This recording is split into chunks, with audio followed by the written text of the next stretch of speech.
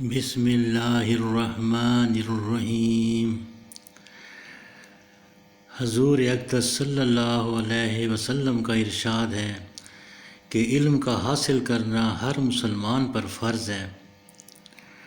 علم اسلام کی زندگی اور دین کا ستون ہے۔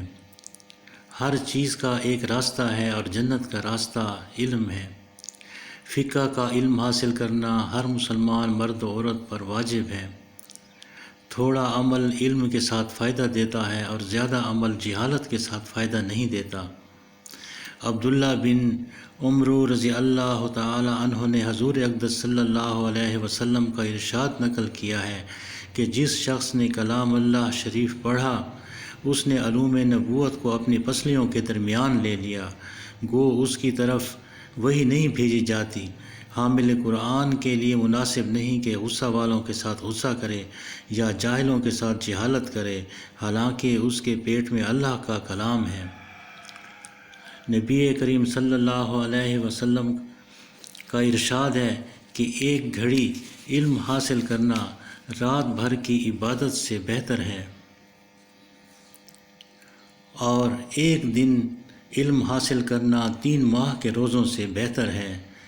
ایک گھڑی دینی مسائل میں غور و فکر کرنا 60 سال کی عبادت سے بہتر ہے۔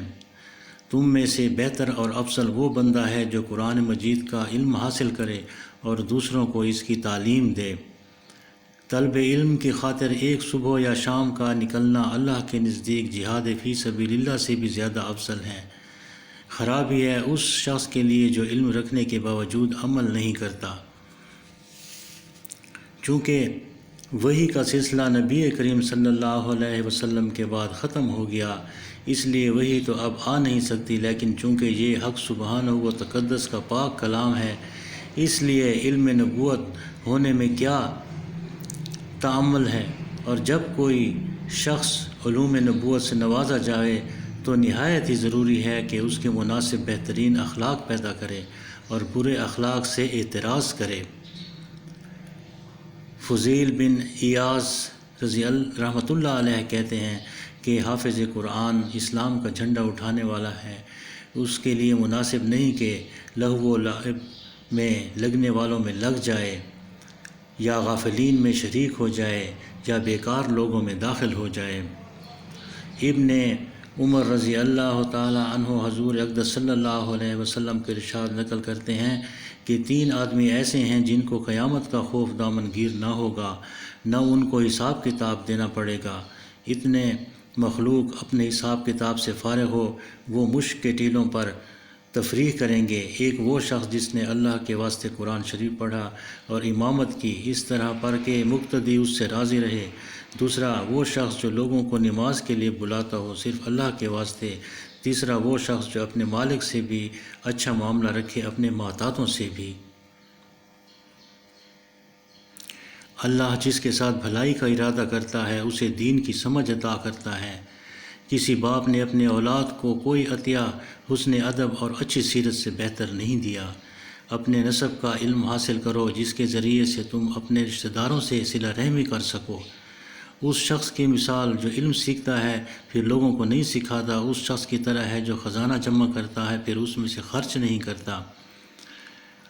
جب انسان مر جاتا ہے تو اس کے اعمال منقطع ہو جاتے ہیں، لیکن 3 عمل جاری رہتے ہیں: صدقہ جاریہ، علم جس سے نفع اٹھایا جائے، نیک اولاد جو اس کے لیے دعا کرے۔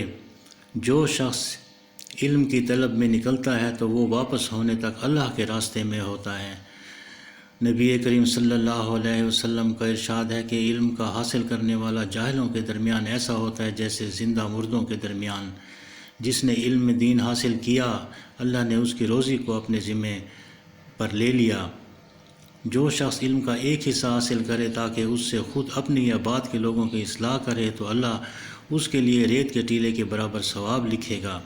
جو شخص علم دین حاصل کرنے کے لیے سفر کرتا ہے تو اللہ اسے جنت کے راستوں میں سے ایک راستے پر چلاتا ہے، اور طالب علم کی رضا حاصل کرنے کے لیے فرشتے اپنے پروں کو بچھا دیتے ہیں۔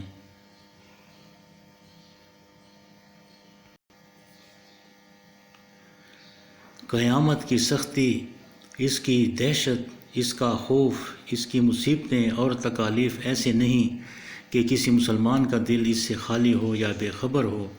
اس دن میں کسی بات کی وجہ سے بے فکری نصیب ہو جاوے، یہ بھی لاکھوں نعمتوں سے بڑھ کر اور کروڑوں راحتوں سے مغتنم ہے۔ پھر اس کے ساتھ اگر تفریح و تنعم بھی نصیب ہو جائے تو خوش نصیب ہے وہ شخص کہ جس کو یہ میسر ہو، اور بربادی و نقصان ہے ان بے حصوں کے لیے جو اس کو لغو بیکار وقت میں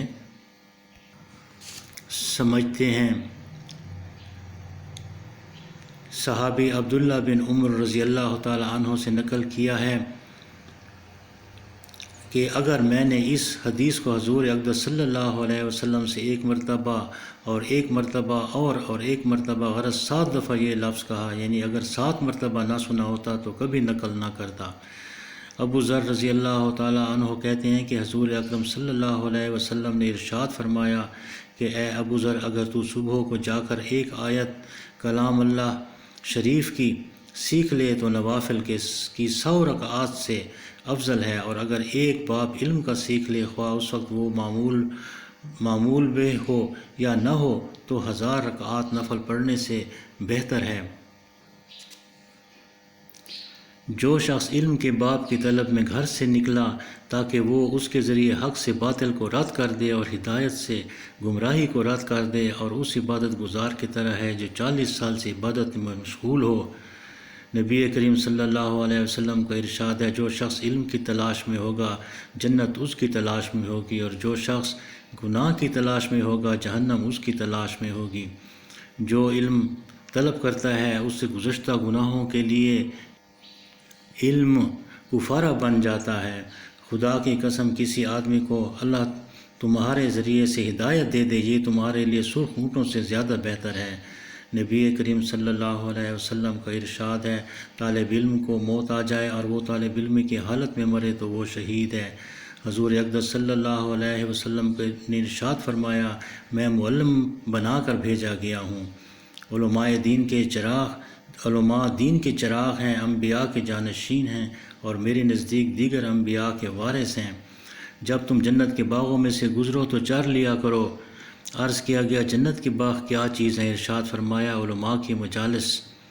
علماء کی عزت کرو اس لیے کہ وہ انبیاء کے وارث ہیں، تو جس نے ان کی عزت کی تحقیق اس نے اللہ کی اور رسول کی عزت کی۔ بے شک عالم دین کے لیے آسمانوں اور زمین کی چیزیں اور مچھلیاں پانی میں دعائیں مغفرت کرتی ہیں۔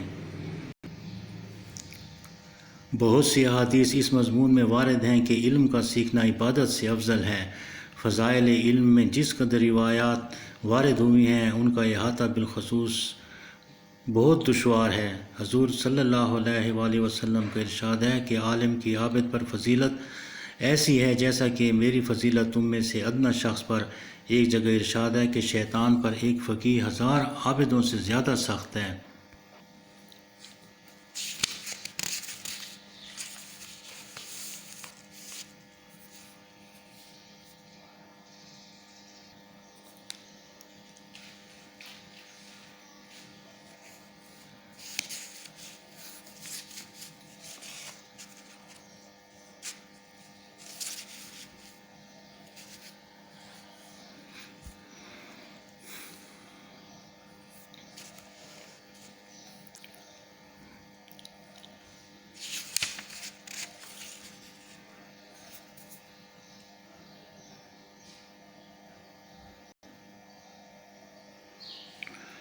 تم یا تو عالم بنو یا طالب علم، یا علم توجہ سے سننے والے بنو، یا علم اور علم والوں سے محبت کرنے والے بنو۔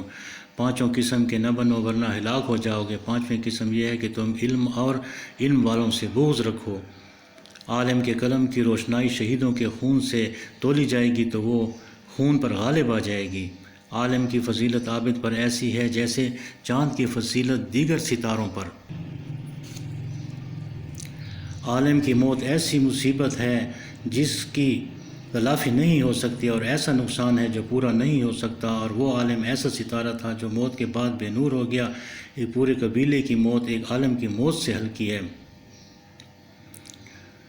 علماء کی مثال ان ستاروں کی طرح ہیں جن سے خشکی اور تری کے اندھیروں میں رہنمائی حاصل کی جاتی ہے۔ جب ستارے بے نور ہو جاتے ہیں تو اس بات کا امکان ہوتا ہے کہ راستہ چلنے والے بھٹک جائیں۔ صدق اللہ العظیم۔